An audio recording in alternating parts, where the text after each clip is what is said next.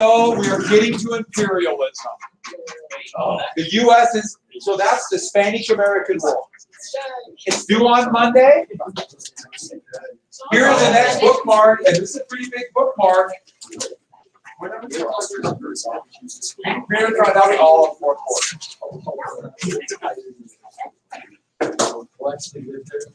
Yeah, we'll see. We should wrap and see how you do. See if it's true. Should I throw some stuff in there? We have some Meg, and compasses don't work either. Why?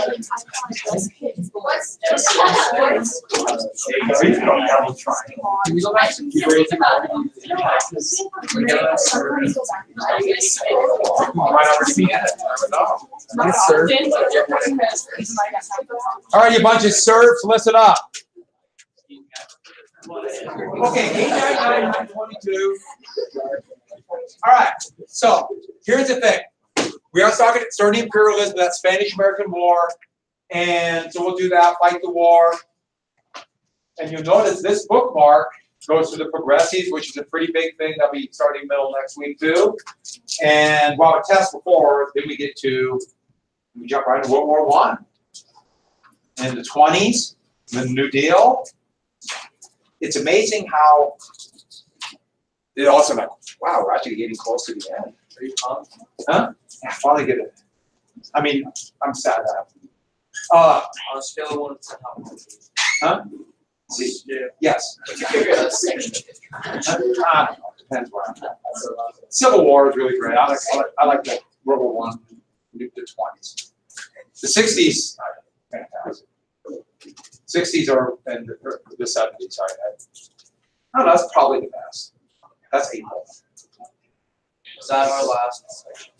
We're going to go in detail, if everything goes right, detail through 1980. And then from 80 to the end will be certain little things you just have to know, that I know will be on the test. And then after the exam, we'll go back and kind of fill in a couple of ones. Because not much on the test will be after 1980. So I just kind of try to use key points. And then we'll do our final. You have 2 finals. And one if you take the exam, you don't have to take it if you take the exam. The second we'll do like a week and a half after the exam. So your final will be done a week and a half after. Well, bring shovels. We got that moat. That moat isn't going to dig itself. There's dirt in my moat. I need a shovel for you to get it out. Good. All right. So imagine me drawing a picture. Who wrote the Communist Manifesto? And Frederick Engels. And how do workers, or how do the capitalists exploit workers according to Marx? Because of what? Yeah, the wage system. And after the revolution, who will take over? Until the people are ready for perfect socialism. Yeah, the dictatorship of the what? The proletariat. And by the way, that's where they never end. They never get out of the dictatorship. They're never ready. And there's lots of reasons why. And what labor union was, we mentioned 2 labor unions. Which one was closer to the socialists? And which one was made up then of craft unions? Yeah. And did we get to, no, we talked socialism. What's the most radical kind of socialist? Anarchist. And not anarchist. Bomb throwing anarchists. Don't forget that. Because a lot of them believe terrorism, and that's where we get all those terrorist attacks. And the reason I put that there is because anarchists or the socialists, because there's so much infighting, they tend to eat themselves. They fight themselves so much that in a way kind of discredit themselves. And so socialists, and that's one of those, you hear people say, well, why don't you get along? Well, we have fundamental disagreements. But a lot of their disagreements are on pretty narrow things. And so it's a good picture. And what animal is this behind? I'll show you the real one. It's a what? Dog. Is that like a pig dog? Because I see. That's what I said. Who thinks it's a pig? Okay, if you believe it's a pig, put your head down. It's a dog. I'll show you that. It's from the election of 1896. So, you want one more look at this? So, What we have then is very quickly, we have what then these anarchists are going to lead to this fear of immigration, fear of radicals, and this idea that these new immigrants, these foreigners are coming in, and I'd say they were others. They're not like us, and they're coming to take, or this new philosophy wants. Before I started going, take and give to. All right, so I don't know. I come to this key point, and so here is like Uncle Sam being warned not to let all these dangerous radicals in. And you notice it says here, anarchists, socialists, and this new crime organization coming with Italian immigrants, the mafia. And you have all these immigrants coming from Eastern and Central Europe, and a lot of them were maybe different religion. A lot of Jews came into this period. A lot of people who had different sounding names with different diets. In fact, garlic eater was a major insult at this time, which seems so amazing to me. But also immigrants from Asia coming in. The idea is these dangerous radicals, and look how they draw them in. And here it says, Polish vagabond, which is a bomb. Italian socialist, etc. And so it's beginning of an anti-immigrant feeling. You're allowing in these dangerous people and saying that they're anarchists. But there are two big things we have to get to. Oh, I should add, the bomb-throwing anarchist thing. That would be a way to discredit what people? By saying they're bomb-throwing anarchists. The Knights, all labor unions, but the Knights. Labor unions are bomb-throwing anarchists.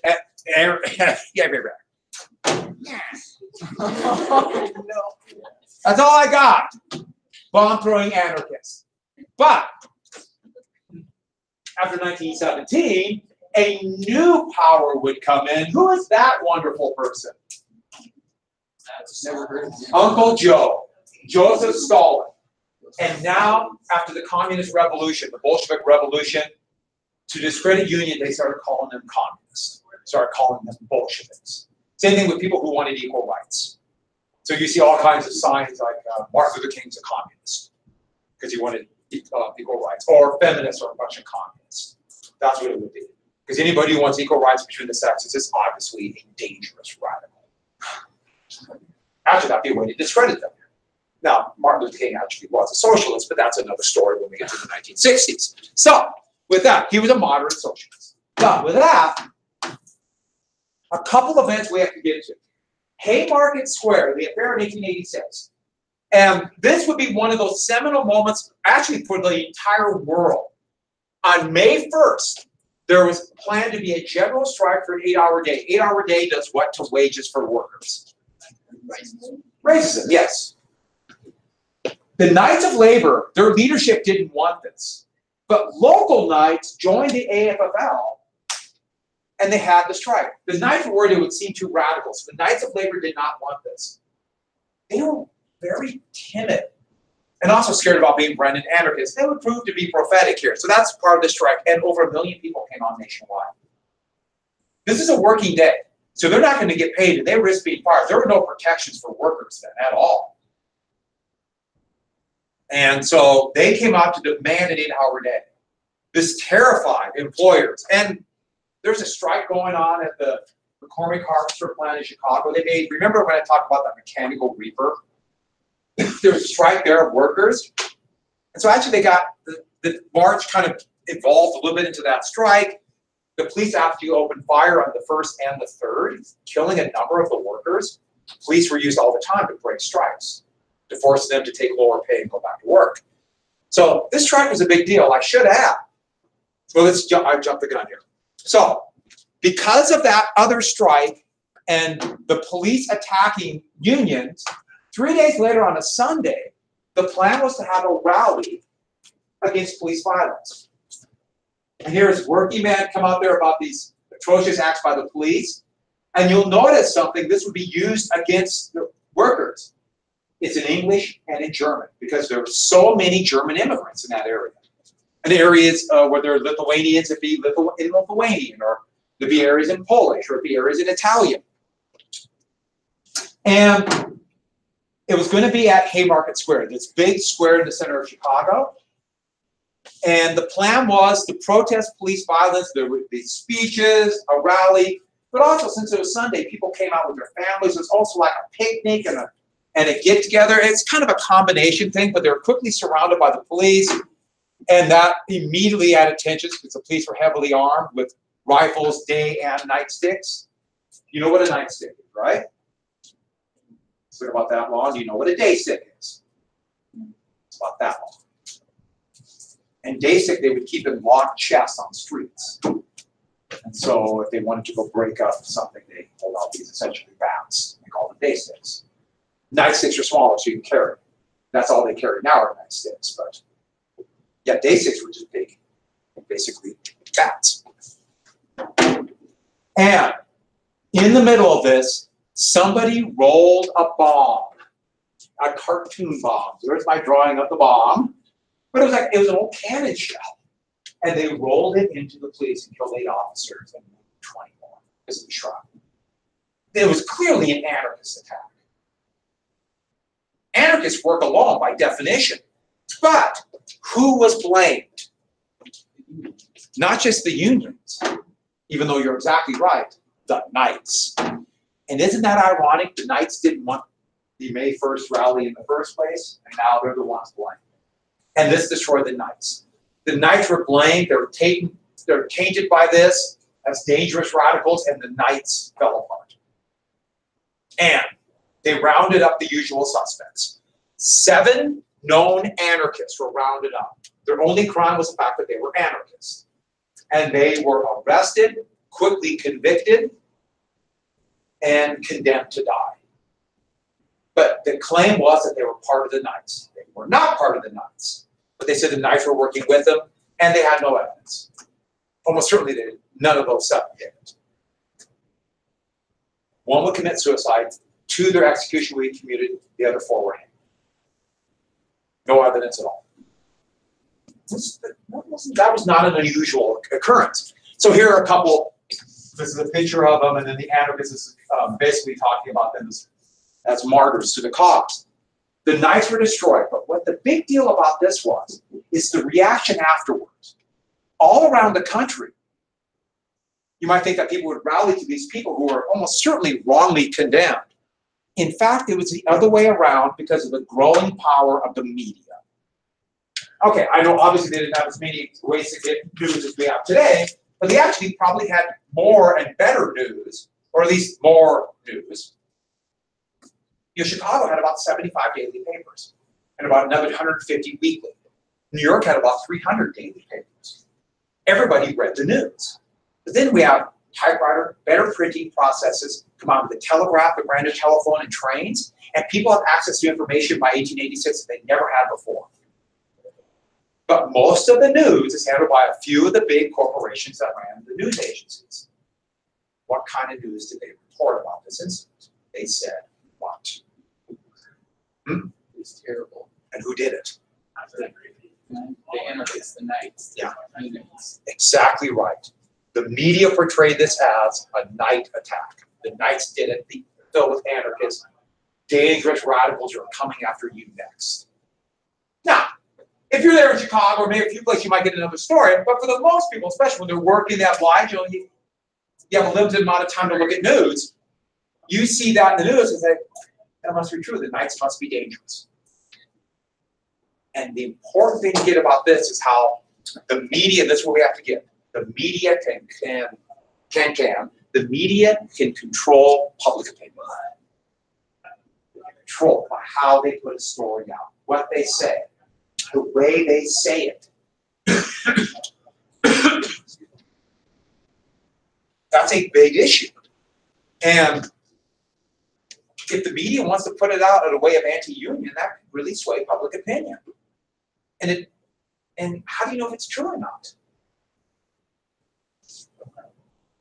I mean, some people might know, but most people don't have the time, the wherewithal to know. It's a lot different than today. That's me being facetious. And as media becomes more complex and spread out, it becomes even harder to do. It shows it here. Today it's even more pernicious because we still only have 4 companies that control all the media in the United States. That includes internet, everything, all 4 companies. Boy, they'll have great influence. So you think about the big stories today, like the government shutdown, you get radically different points of view depending on what you read, and that can really shape your public opinion. I was just talking to Mr. Warner about the Hall of Lunch, and he just said something about that. He said he saw something about what's happening to the shutdown, and it was really pro what the Democrats not giving in, not going to give money to build a tiny little section in a border wall. And then he started another one. We're seeing the exact opposite. And President Trump is standing up to them and is going to do something about security. It's like, oh, you get radically different attitudes of what happened, which is true. Now, I know you can say what you believe, but you get my point there? And that shows the importance of public opinion. And the Knights were crushed. And what they wanted, it would take 40 years, they would probably mostly get. But it's a big issue. The other thing, though, internationally, this was huge. And May 1st became a day celebrated all over the world as Labor Day. All the industrial countries would begin to celebrate May 1st as a day off for workers. That's Labor Day. Did everyone catch that? That's actually a really big deal all over. In the Soviet Union, when the communists won, that would be their big parade, because they would always talk about the workers at this massive communist parade. Yeah. Oh. Hmm? No, that's Memorial Day. Oh, I'm sorry. But you're on the right track. No, it's in September. I'm sorry. Labor Day is in September, because the United States, when the U.S. government finally said that was a national holiday, just a day off for workers, they weren't going to give the unions that. You're not going to get your day. So it's a slap in the face of labor unions. They put it on the first Monday after the first Sunday in September. So that's why it's there. Remember I said how volatile this time was between workers and management? That should give you an idea. I know you say, what does it matter about the day? But that was meant to be an insult to workers. And so that's why you go to Germany, May 1st is a big deal. Germany's an interesting place. But, oh, and I know, for whatever reason, they don't want Labor Day on the 1st. Just like they don't want elections on the first Tuesday. It's got to be the first Tuesday after the first Monday in November. It's election day. Yeah, I know. I didn't do it. I tried to stop them. So that, big issue. And so this is talking about anarchists being on the lakefront. That's Haymarket Square. And here's an anti-anarchist one saying, this here it says, they try to make them look very radical and scary with the bomb going off. That was a pretty common drawing. So there's going to be a lot of anti-union activity there. Growing at this time, still used today by companies, employers to stop labor unions. And so a couple of these, you've probably heard about a number of these. A lockout, basically what it is a company doesn't want a union, they shut their doors. They don't let the workers come in and get a paycheck till they get rid of the union.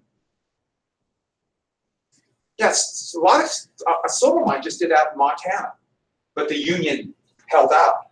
But like Hormel, at the spam plant in Minnesota, not making this up, but they locked out their workers and broke the union. The NFL did that and broke the players' union. They had to take less money. Same with Major League Baseball, they broke the union. That was a while ago, they did a lockout. So the owners got to keep more money. So with that, so that's an example. Scabs. Scabs are strike breakers. So if there's a strike, you bring in replacement workers. Unions call them scabs. And that's kind of stuff. Basically saying they're a scab. They're bringing in people to come take my jobs. Of course, then again, they bring in people who are probably desperately poor workers too. So vying one group of workers against another. Yellow dog contract. You know what a yellow dog is? Don't say a dog that's yellow. A yellow dog's a cow. So that's a contract saying workers would sign to not say they won't join a union. They'll sign it, agree not to join a union. Blacklist. You know what a blacklist? I bet you've heard that term before. TV show.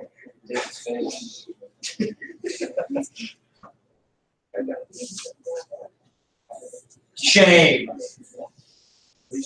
Hmm? Yeah. Pretty good. NBC, right? Any thoughts? It's not complex, but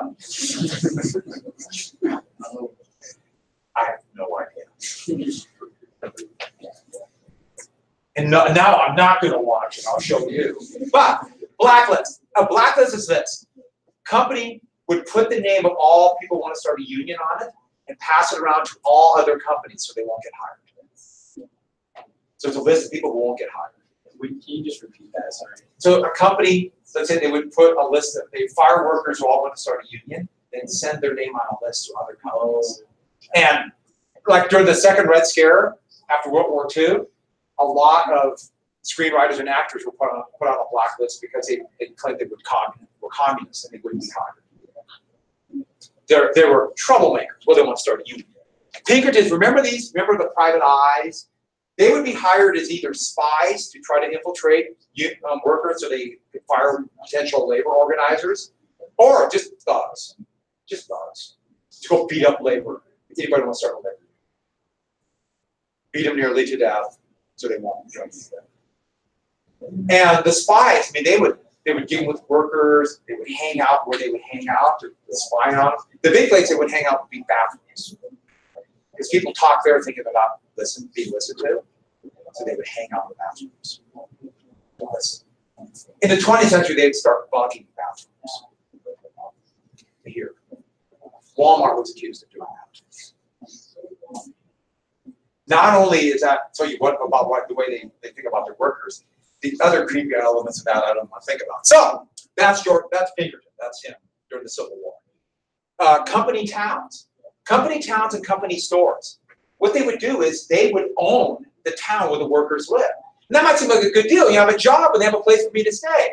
But they would charge really high rent, then have a company store where they charge really low prices to help the workers, right? No, they jack up the prices. And they wouldn't pay them in cash. This is actually really common. It's still done today. They pay them in scrip. The scrip was only good in the company town and the company store. So you're stuck. This happened in Anaconda. Has anyone ever been to Anaconda? Spent a lot of time. There's a couple sections in Anaconda where we have these little tiny homes. They're actually really wild, but these little tiny houses. That's the old company town for the Anaconda. And they would pack families into there. And then propaganda, bomb throwing anarchists. Here's Uncle Sam trying to tell labor to not look at, there's the anarchist, and what's he standing on? Bombs.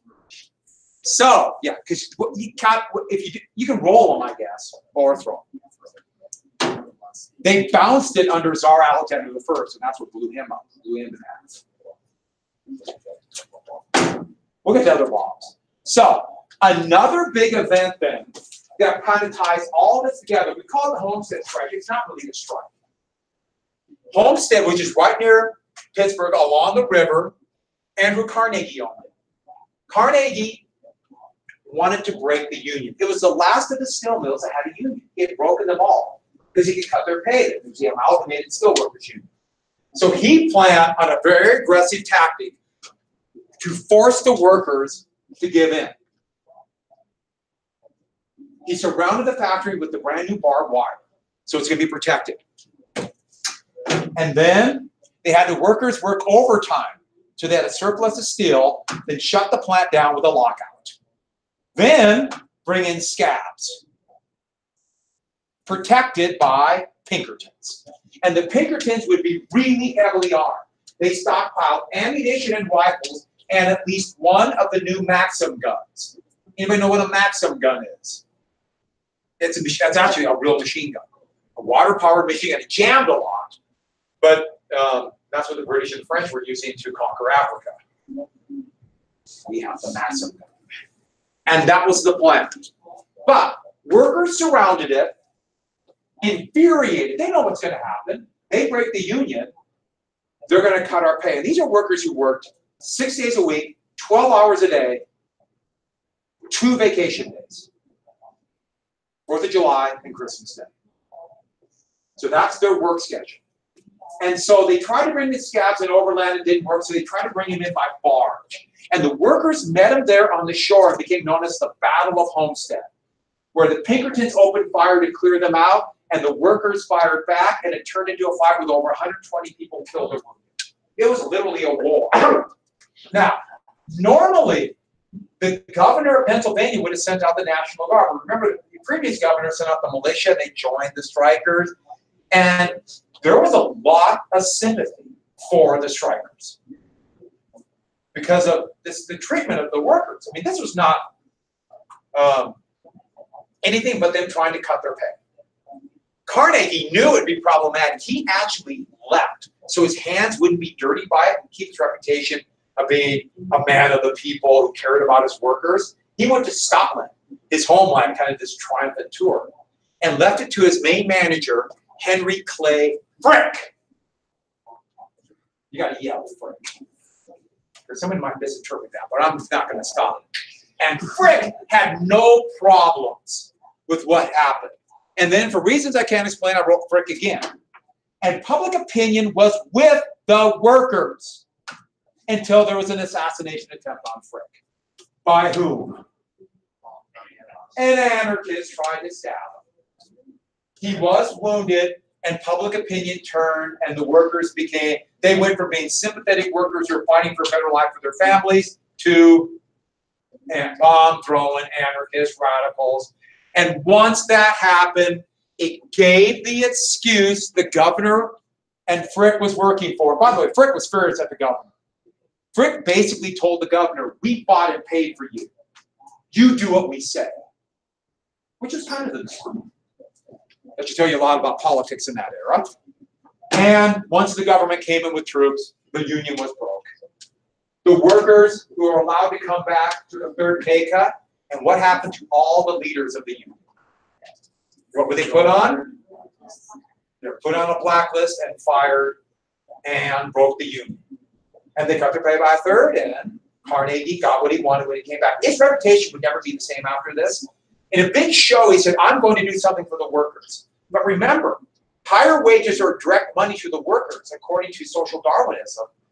What would he do with that money? Yeah, vice. They'll drink it and gamble it away. So you can't give them higher wages. He built them an opera house. Made a big deal about it. And it's a beautiful opera house in Homestead. So work your 12 hours, and then I guess go to the opera. The idea for cultural improvement, maybe some of them can get out of it, like he did. That should tell you a lot about the social Darwinistic thinking of the time, but that ties in almost everything that it was company towns, it's propaganda, everything. So, with that, this is why they would call this the most violent labor history in the world, carnivals of revenge. Those who had the capital, rapper. Yeah, I'm just trying to trick us. She wrapped it up without going in. Okay, go on.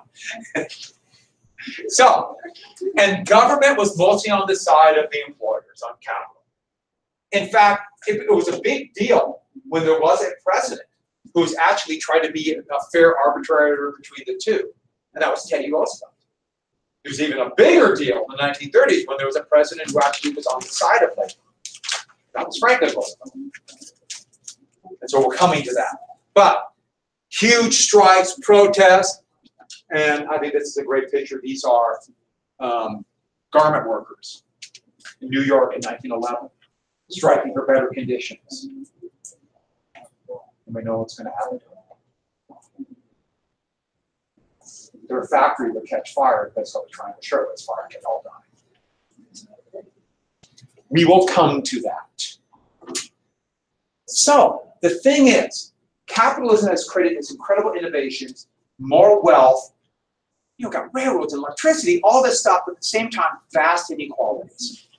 There are literal fighting in the streets. It feels like any time there could be, and they used to talk over and over again about an Armageddon's coming. An Armageddon's coming. They're terrified. These inequalities of wealth are creating social and political instability. But it wasn't in the cities with the first reform movement. New heading, the Agrarian Revolt. It was small farmers who were actually suffering more, who led the revolt. And they would start a movement called populism. Now, people use the term populism all the time, and all it basically means is a movement from below, from the mass of people trying to change what's going on above them, change the government, change political leaders. People use a lot of time that they'll say that they have a populist appeal. That's not really populist. That's usually someone from above trying to guess what average working people think. In fact, you've probably heard the term grassroots, like a grassroots movement. Most are fake populists, and they call those astroturf, aka fake grass. That's what most of them are today. There's a few grassroots. There's actually more today than there was just even a few years ago. And the thing was, farmers did not feel represented by either political party. And there was a fear that they must either reform capitalism or there would be a rebellion. It was an overwhelming fear. We better do something or this whole thing might fall apart. And with all those terrorist attacks and things from 1877 that were happening, and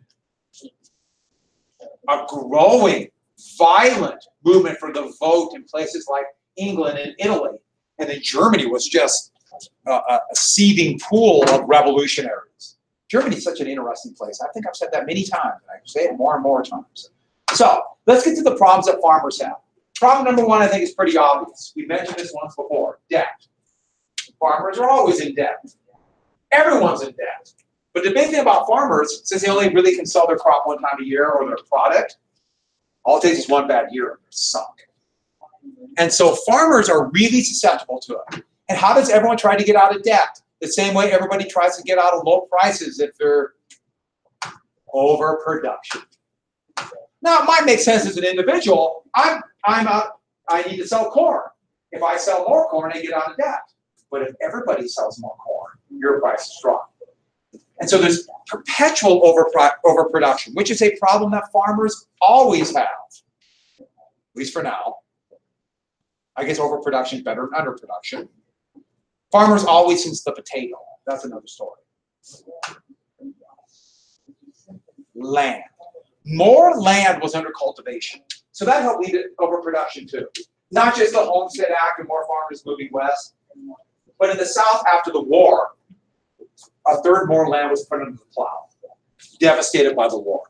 Not only that, but there's overproduction because of the Industrial Revolution, aka mechanization. The plow, the windmill for a pump. The steel windmill would last a lot longer, be a lot tougher. But also that mechanical reaper could do the work of 10 people. Well, that changed farm families a lot, you can imagine. Farm families would be huge because you need a lot of workers. Now, what do I do with these kids? It's crazy. Move them to a city. That's this huge migration to cities. It's happening now. Little towns are just dying. Everyone's going to big cities. That's why Helena is just growing crazy. But go to places like Seattle and it's insane. Austin, Texas is getting 3,000 people, new people every month. I couldn't even imagine that. So with that, not only these problems, but railroads. Railroads might seem like a great thing for farmers. Now you can get your goods to market. But now they're addicted to railroads. They're dependent on railroads. And it's called price discrimination. And price discrimination means this: charging some people more than other people. So discriminating who gets more or less. And you can probably guess where this is going. There's 3 ways of price discrimination. So let me tell you. First one, do railroads charge more per ton of good for really big loads or small loads? The bigger the load, the less they charge. And that does make sense. You only have to load it once, unload it once. If it's a bunch of little loads, you got to load and unload, and that's really expensive. Today, though, in the High Line, you want to take your grain out there, if you can't fill a train of 111 grain cars, it won't take it. That's about 2 sections as a 1 by 1 mile by 1 mile square section. That's 2 sections of line. So only the big get that cross out. Do they charge? Second one. So we have big load, small load. The second one, long haul, short haul. Which do they charge more for per mile? Longer run or the shorter run? They charge a lot more for short. And that too makes sense. Wouldn't it? It'd be cheaper to load in Seattle and go to Chicago instead of stopping in, load, stop, load, stop, load. This would really hurt railroads down the road. You don't trust deliver everything now? That's because railroads just didn't want to do it. They almost all went out of business because they thought they'd save money that way. Short-term thinking. Trucks are inefficient because they use so much more energy, and that will be a major issue down the road. But that's why we use trucks more. And the last one, this one you have to simply write down. It's one you probably already thought of, and maybe just monopolies. So, big grain producing area right here. In 1900, there's one railroad, the Great Northern. The Great Northern Railroad, no, it's the only railroad. So every farmer has to ship on that. But across here, there's a half dozen big railroads back then. So they'll charge 10 to 15 times more here than here. Does that make sense? Monopolies. Today, they charge 10 times more to ship grain out of here than Kansas. Against the competition. And I'll give you an example where you can see that if you've ever looked at plane tickets out of Helena. My wife is flying to New York City to meet her sister. She is paying twice as much, or we're paying twice as much for that ticket from Helena to New York than her sister is from Berlin to New York. Is there like an ocean? You know, wouldn't it seem like that'd be more expensive? That's monopolies. You see why companies like monopolies then? It's not. No one agrees with you. So you think I should? Maybe it's a problem. No, it's been. Have you ever heard of it? I think I've seen the ad. Oh, I'm on this. What? Oh, good. Okay. Congratulations. Yeah. That's great. I give that time.